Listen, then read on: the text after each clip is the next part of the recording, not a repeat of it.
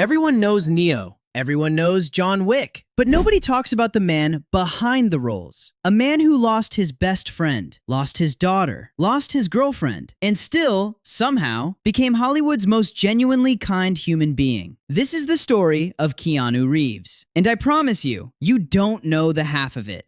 Keanu Charles Reeves was born in Beirut, Lebanon in 1964. His father was Hawaiian Chinese, his mother was English. And before Keanu turned 4, his father abandoned the family completely. They moved, again and again. Hawaii, Australia, New York, Toronto. Keanu attended 4 different high schools and never graduated. He was dyslexic, struggled in school, got kicked out of one institution for being a nonconformist. But he had one thing, an obsession with acting. He moved to Los Angeles at 20 years old with almost nothing, and the rejection was brutal. Casting directors told him his look was wrong, his accent was wrong, everything was wrong, but he kept going. Here's what most people don't know about Keanu Reeves. His best friend, River Phoenix, one of the most talented actors of his generation, was Keanu's closest friend. In 1993, River died of a drug overdose outside a nightclub in Hollywood. He was 23 years old. Keanu never fully talked about it publicly. He didn't need to. You could see it in his eyes.